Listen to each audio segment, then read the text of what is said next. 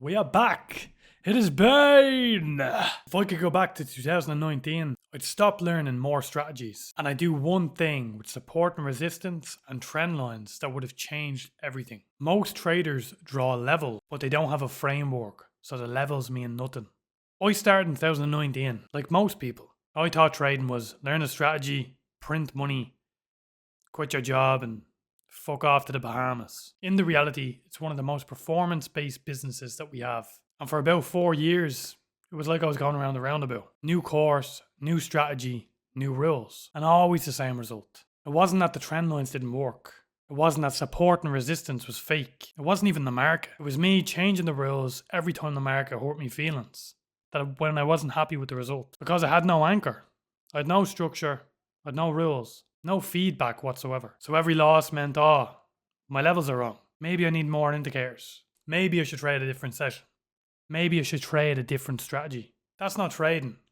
It's just panic. You just have a chart open in front of you, but there's no structure. There's no system. And eventually, I hit a point where I was like, I can't keep doing this. I have bills to pay. I have responsibilities. And it wasn't working. And I realized something that sounds simple, but it's everything. I don't need more knowledge. I need a process I can repeat. So I stopped looking for strategy to strategy, and I just made a framework. This is the framework, not a secret strategy. A framework means you can do the same thing every day and you can repeat it. Step 1, pick your direction first. Don't start with entries. Are we trending up, down, or are we consolidating? Are we making higher highs and higher lows, or are we making lower lows and lower highs? Step 2, draw your lines precisely. Don't be drawing lines all over the place with no direction. Most newbie traders draw lines all over the place and have no direction or no even input on what they're doing. And they call that analysing the charts. I only mark the levels that actually matter. Recent swing highs and lows, prior day/week highs and lows, clear reaction zones, multiple touches. Less levels equals more clarity on the charts. You don't need your chart full of lines. Less levels equals more clarity. Step 3, follow your trend line, only if it's clean. At least 2 touch points. Price respected it clearly. It aligns with the overall structure. If you have to force it, it's not a trend line. You're just hoping. Step 4. My setup is simple. I wait for a reaction and then a trigger. I don't buy just because price has hit support. I wait for price to show me that it respects it.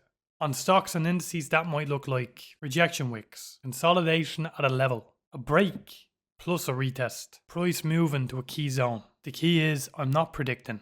I'm reacting to price action. Step 5. Risk is fixed and boring. I decide my own risk before I enter a trade. I define the invalidation, where the trade area is wrong. And I cap my max loss per day.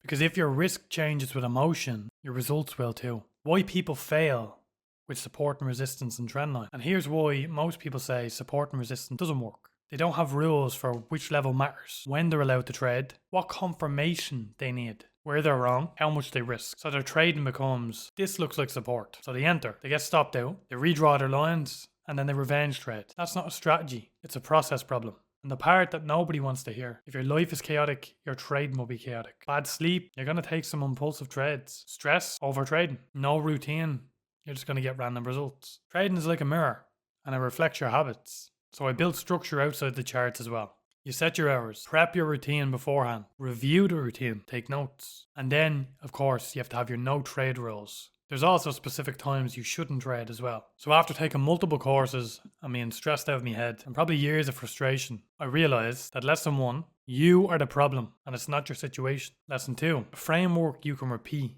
beats a strategy you can't execute on. Trend lines and support and resistance are powerful, but only when you trade them like a business, not like a lottery ticket. Don't just take trades just to take trades. If you want, there's a skill community in the description. It's basically just trading 101 from a complete beginner, where to start, what the concepts are, and how to take trades correctly, and how to take profits from the market rather than losing them. If you're interested, jump on over, we can have a chat.